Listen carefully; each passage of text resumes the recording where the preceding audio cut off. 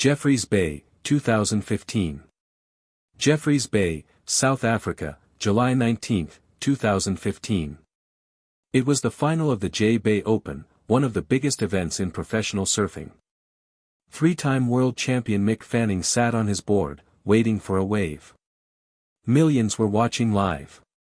Behind him, a dark shape broke the surface. A great white shark. On camera, you can see the water erupt. The shark hits him, drags him under, and Fanning disappears for a few seconds. What happened next became legend. He punched the shark.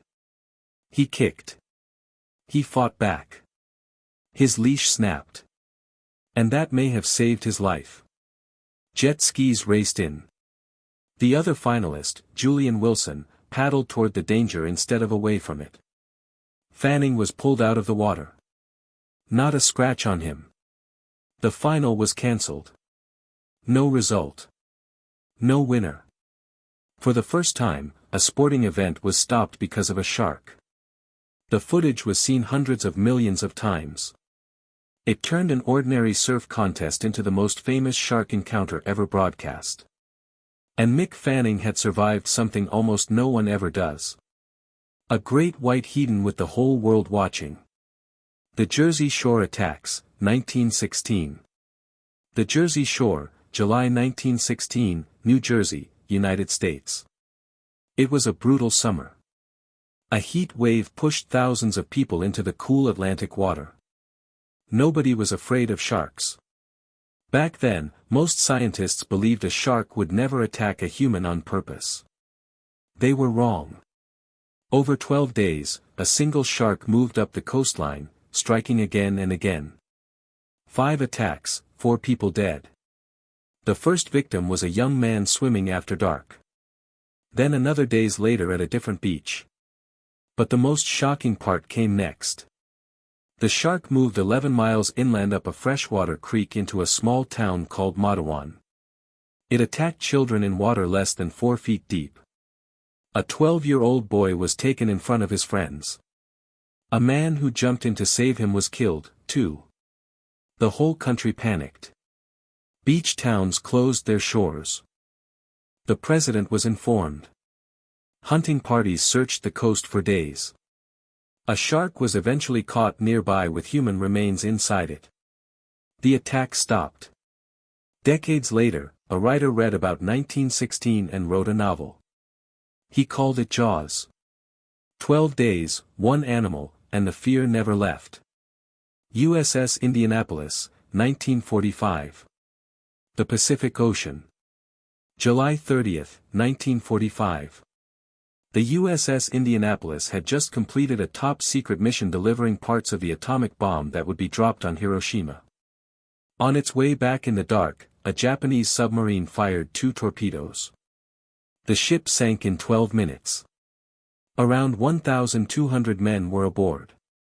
Roughly 900 made it into the water. And then the wait began. Because of the secrecy of the mission, no one knew the ship was missing. No rescue was coming. The men floated for days under the burning sun in open ocean covered in fuel and blood. The sharks came. Oceanic white tips and tiger sharks drawn by the splashing and the dead. Survivors described it in horror. Sharks pulling men under one by one, day after day. They were finally spotted by accident 4 days later by a passing plane. Of the nearly 900 who entered the water, only 316 came out alive. Exposure, dehydration, and sharks took the rest. It remains the deadliest shark event in recorded history and one of the worst disasters in the history of the United States Navy. Aldinga Beach, 1963. Aldinga Beach, South Australia, December 8, 1963. Rodney Fox was 23 years old and the reigning spear fishing champion of South Australia. He was in the water defending his title when something hit him with the force of a truck. A great white shark had taken his entire torso in its mouth. He felt himself being pushed through the water. He fought the only way he could. He reached out and jammed his fingers into the shark's eye. It let go, but then it came back. Fox grabbed it to push it away and cut his hand to the bone on its teeth. Somehow he reached the surface. Somehow he was pulled into a boat. His ribs were exposed. His lung was punctured. His stomach was open. His arm was torn down to the bone. It took more than 460 stitches to put him back together. He should have died. He didn't. But here's what makes Rodney Fox different. He didn't grow to hate the shark. He spent the rest of his life studying them, filming them, and protecting them. Inventing the very first shark cage to see them up close. The man a great white tried to eat became its greatest defender. Tunnels Beach, 2003. Tunnels Beach, Kauai, Hawaii. October 31, 2003. Bethany Hamilton was 13 years old and already one of the best young surfers in the world. That morning, she was lying on her board, left arm dangling in the water, wading between waves. She never saw it coming. A tiger shark, estimated at 14 feet long, took her arm just below the shoulder in a single bite. The water turned red. She stayed calm. Her friends paddled her to shore. Someone used a surfboard leash as a tourniquet. By the time she reached the hospital, she had lost over half her blood. She survived, but everyone assumed her surfing career was over. She had other plans. Just 1 month later, she was back on a board, learning to surf again with one arm. Within 2 years, she was winning competitions against surfers with two. Her story became a book, then a movie, Soul Surfer. Bethany Hamilton didn't just survive one of the most famous shark attacks in history. She turned it into proof that losing everything doesn't always mean the end. Réunion Island, 2011. Buchan Cano, Réunion Island, September 19, 2011. Réunion is a French island in the Indian Ocean. Beautiful, tropical, and surrounded by warm water. Matthew Schiller was 32, a former vice world champion in bodyboarding and a beloved local surf instructor. That day, he was in the water just off a popular beach when a bull shark attacked him. People on the shore watched in horror. Rescuers rushed in, but the shark didn't let go. His body was never recovered. Schiller's death was not the first on Réunion, but it was the one that broke the island. It marked the beginning of what locals call the shark crisis. In the years that followed, attack after attack hit the same coast. Surfers and bodyboarders again and again. The cause was debated for years. A marine reserve, murky water, a growing bull shark population. The response was drastic. Surfing and swimming were banned across much of the island. That ban still stands today. One of the most beautiful coastlines on Earth became one of the most dangerous, and an entire island had to give up the ocean it was built around. Recife, 2013. Boa Vagem Beach, Brazil, July 22, 2013. Bruna Gobi was 18. She was from São Paulo on holiday in Recife.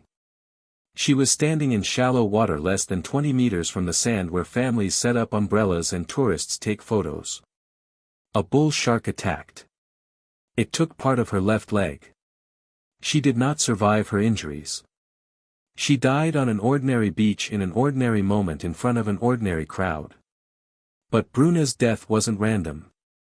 Recife is one of the most dangerous shark coastlines in the world. And it wasn't always. In the 1980s, Brazil built a massive port complex, SWAP, just south of the city. To build it, they destroyed the coastal mangroves, the exact nursery where bull sharks breed and raise their young. The sharks lost their home.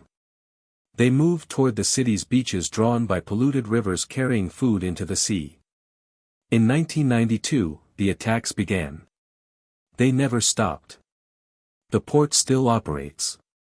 The mangroves were never restored. And on Rife's beaches, the danger Bruno Gobi died from is still waiting today. Hurghada, Red Sea, 2023. Hurghada, Egypt, June 2023. The Red Sea is a dream destination. Warm, clear water, world-class diving, and resorts packed with tourists. The brochures never mentioned sharks.